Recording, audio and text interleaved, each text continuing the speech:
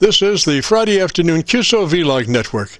And now let's check in and see if CHARLEY-K1GZL is on frequency to bring us up to date on the latest 40-meter band propagation. Charlie's QTH is up in the North New Hampshire area near the Canadian border. Charlie, got a copy?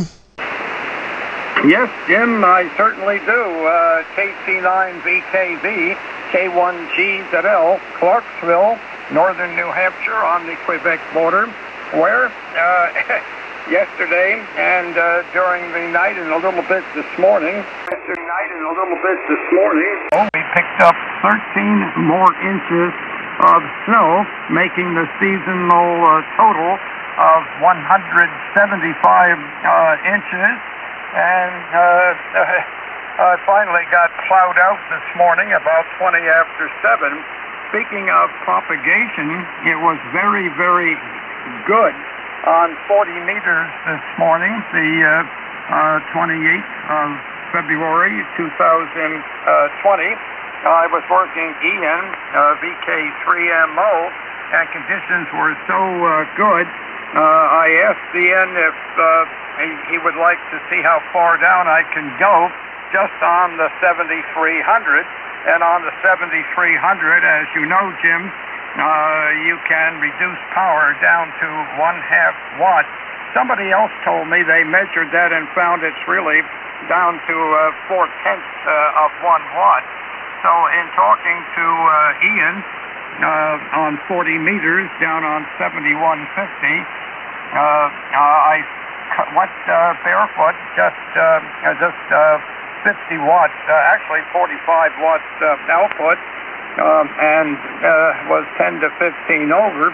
So I kept cutting the power back down, cutting it down, and I got down to 1/2 watt. And he copied solid at 1/2 watt. But we did not have any local short skip in there or sporadic E, which means the signal went straight up to the F layer, and also obviously at his end, and the E layer halfway up to the F layer can quite often reduce your signal getting up to the F layer, which you use for, going around the planet. But I made a quick recording of it. Here it is. Good audio as well. Okay, 73 all round. Wish you all a very good day, and I'm off to bed pretty soon. 73 BK, 3 night Oscar near Melbourne, out clear. Catch you all tomorrow. Here we go. It's pretty good for half a watt, over. That was fun. The BK3, wait a minute. KC9VKV, K1GZL. Roger. So the end result where you were down to 1/2 watt, is that a Roger? Roger, 1/2 watt. It actually might have been 4/10 of 1 watt. And he's 30 degrees off the side of my antenna. Wow. Gosh, we'll get him to move on your antenna beam, and you'll be down to 84 milliwatts or somewhere, Roger. Yeah, it would have been about 1/5 of a watt, 1/5 of a watt there. And although he told me just after that he had a little static, and it would have been better if there was no static. I would say under excellent conditions, and I mean without the sporadic E cloud in the way, that a signal can actually get down there on maybe 10 or 15 milliwatts. Go ahead, but it takes perfect conditions. Oh, Roger that. And wouldn't you think also a perfect time? I mean, obviously band conditions are subject to certain time restraints, Roger? Oh, yeah, absolutely. You have to have the right condition. That was just before it got light here. Just before it got light, just after I got off the air, I could see the first influences of light coming up there. So it was fun. But there are other times if he has a lot of extra static, or if the old sporadic E cloud, where all the short skip is blasting in, and you're not putting out a low angle through the E layer to get out, that it gets a little bit more harder to do that. In a case like that, maybe 50 or 100 watts is not going to do it too well. It all depends on that exact condition, and the MUF, the maximum usable frequency, has to be in exactly the right spot. And if you get the combination right, gadzooks, the next thing you know, you're there, Jim. Go ahead. Roger, Charlie. And I want to ask you, and I've asked you before about your young youth and what your aspects and outlook would be on ham radio. I know your dad was an amateur radio operator. Now, he was mostly into CW, I assume. And did you visualize yourself being someday an amateur radio operator and working CW, or did you think about working phone? Well, I was more on my phone. My dad did operate CW somewhat, but for the most part, I would say he was at least 80% phone. He was on 80% phone, and I remember working at W1AW at the ARL in the summer of 1951. Of course, I'm 87 and a half now. Will be 88 on July 5th, 2020. Everything was, in their eyes, CW. Boy, they were pushing CW like crazy. That is the thing, CW. Nowadays, you don't have to pass the CW test to get a license. Go ahead. Oh, Roger, yes. For many years, I wanted to be an amateur radio operator, but I did not have the ability, I didn't think, to learn code.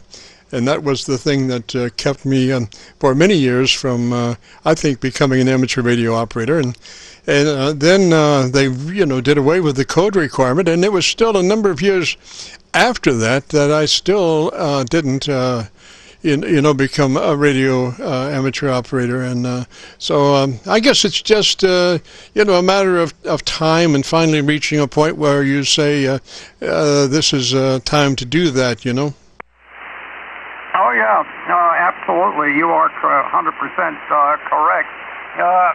Because with the technology we have, you see, back in the older days, we didn't have single sideband.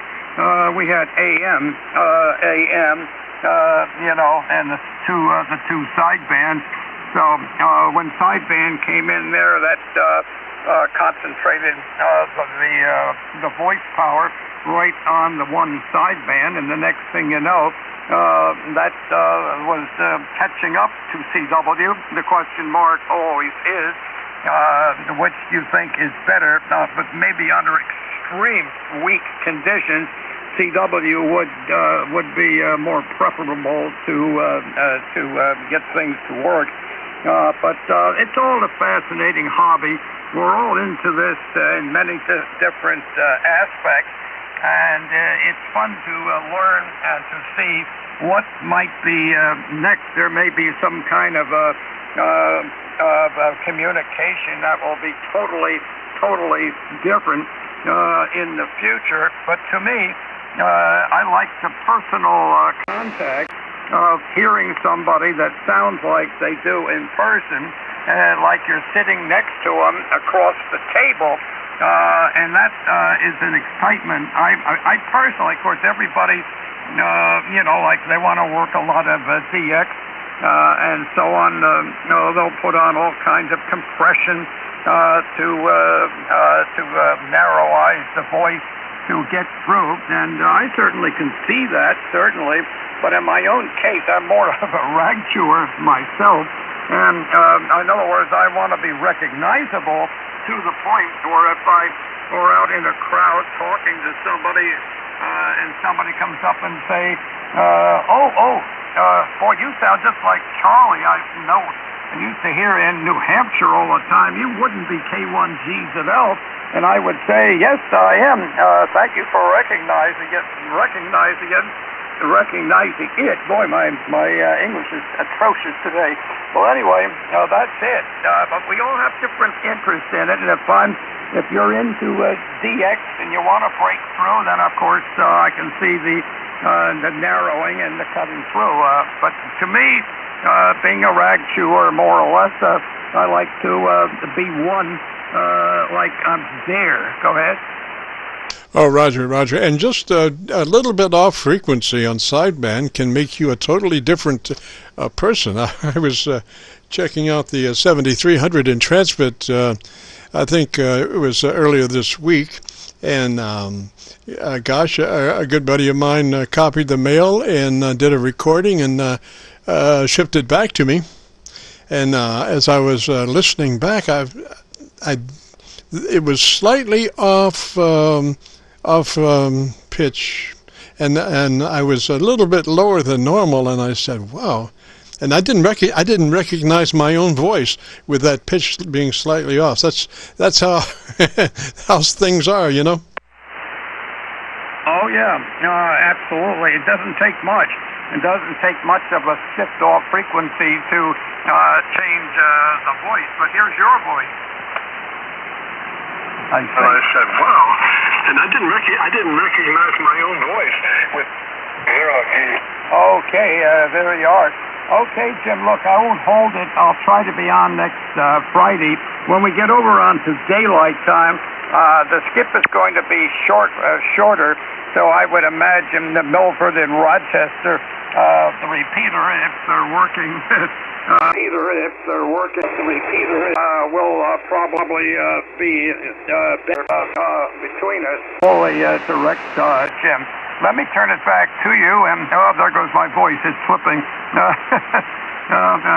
I've got to, after I work you, I'm going to go out and do some shoveling. No, we are loaded with it up here. Loaded.